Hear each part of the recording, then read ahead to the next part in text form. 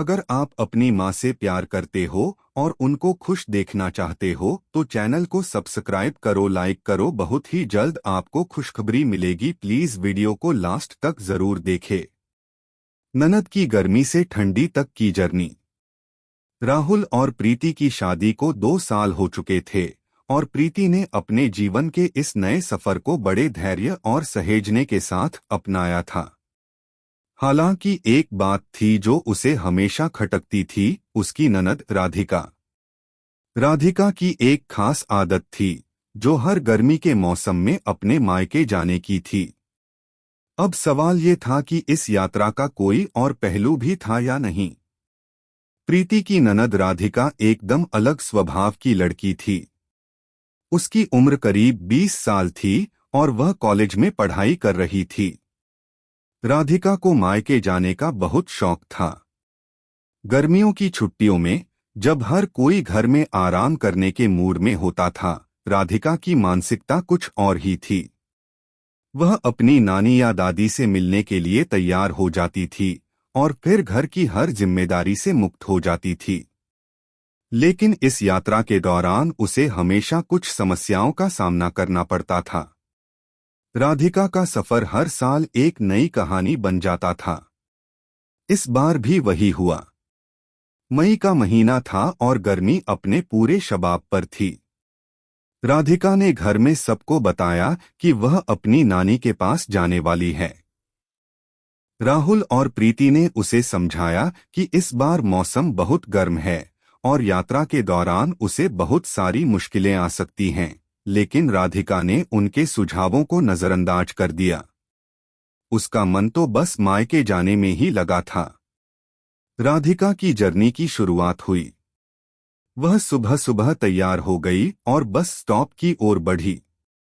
गर्मी का असर साफ देखा जा सकता था, लेकिन राधिका का मन मायके के ख्यालों में गुम था।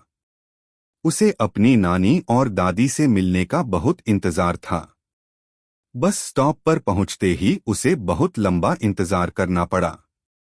एक तरफ गर्मी और दूसरी तरफ बस का इंतजार, दोनों ही राधिका के लिए कष्टकारी थे। लेकिन उसने सोचा, थोड़ी देर और सही, बस मिल जाएगी और फिर मायके पहुंचने का सुख मिलेगा। आखिरकार बस आई। राधिका ने जल्दी से अपनी सीट पकड़ी और बस चल पड़ी। रास्ते में वह बस के अंदर अपनी यादों में खो गई। उसे याद था कि हर साल गर्मियों में उसकी नानी उसे चॉकलेट और खिलौने देती थी। वह अपने दादी से बहुत कुछ सीखा करती थी। नानी का घर उसके लिए किसी जादुई दुनिया जैसा था, जहां हर चीज को वह बहुत प्यार से देखती थी। उसकी माँ और पिता हमेशा उसे सिखाते रहते थे, लेकिन नानी का प्यार कुछ अलग था। यही कारण था कि उसे हर साल मायके जाने का इंतजार रहता था। बस की यात्रा शुरू होते ही कुछ समय तक राधिका खुश थी, लेकिन धीरे धीरे गर्मी का असर बढ़ने लगा। वह पसीने से तरबतर हो गई और रास्ते में आने वाले धूल धक्के ने उसे परेशान कर दिया। बस का ड्राइवर भी जल्दबाजी में था और जगह जगह बस की गति तेज हो गई थी। राधिका हर झटके को महसूस कर रही थी, लेकिन उसने कुछ नहीं कहा। वह जानती थी कि उसे अपने गंतव्य तक पहुंचने के लिए कुछ समय और कष्ट सहना होगा। अचानक बस के इंजन में खराबी आ गई। बस रुक गई। ड्राइवर ने कहा, 2 घंटे में ठीक हो जाएगा, आप सभी आराम करें। राधिका का दिल टूटा, लेकिन उसने सोचा, क्या किया जा सकता है। अब मैं मायके तक पहुंच ही जाऊं, यही सोचकर उसे थोड़ा धैर्य रखना होगा। धूप इतनी तेज थी कि राधिका को बाहर आकर बैठने के अलावा कोई चारा नहीं था। वह पसीने से तर हो गई थी और उसकी आंखों में भी थकान थी। उसे अपनी नानी और दादी का ख्याल आया।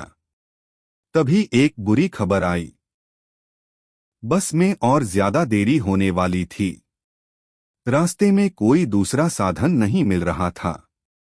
राधिका को बहुत चिंता हुई कि कहीं वह मायके के रास्ते में ही न फंस जाए। फिर अचानक बस की खराबी ठीक हो गई और यात्रा फिर से शुरू हो गई। राधिका ने सोचा, चलो अब तो बस ठीक हो गई है और जल्दी ही मायके पहुंचूंगी। राधिका की यात्रा की कठिनाइयां खत्म नहीं हुई थीं। बीच रास्ते में भारी बारिश हो गई और बस फिर से रुक गई। सड़कों पर कीचड़ फैल गया और कई किलोमीटर तक आगे जाना मुश्किल हो गया। राधिका को अब यह महसूस हुआ कि यात्रा इतनी सरल नहीं होती जितनी उसने सोच रखी थी। यह एक लंबा और कठिन रास्ता था, लेकिन उसने तय कर लिया था कि उसे मायके जाना है। अंततः घंटों की थकान और परेशानियों के बाद राधिका ने अपनी नानी के घर की ओर कदम बढ़ाए। रास्ते में उसे महसूस हुआ कि जो कष्ट उसने उठाए हैं, उनका अंत अब खुशियों में होने वाला था। उसके चेहरे पर थकान तो थी, लेकिन मन में एक अद्भुत सुकून था। नानी का घर उसकी दुनिया का सबसे प्यारा स्थान था और उसे वहां के पुराने दिन याद आ रहे थे। जब वह मायके पहुंची तो नानी और दादी ने उसे गले लगा लिया। उन्हें राधिका का इंतजार था और राधिका को उनके साथ बिताए गए हर पल की कीमत अब समझ में आने लगी थी। वह महसूस कर रही थी कि यह यात्रा उसकी जिंदगी का एक अहम हिस्सा बन गई थी। रास्ते की कठिनाइयां अब यादें बन चुकी थीं और मायके का वातावरण उसके लिए किसी स्वर्ग से कम नहीं था। यह जर्नी सिर्फ एक सफर नहीं था, बल्कि एक आत्मिक अनुभव था। राधिका ने जाना कि जीवन के रास्ते में आने वाली मुश्किलें और चुनौतियां हमें हमारी मंजिल के असली महत्व का एहसास कराती हैं।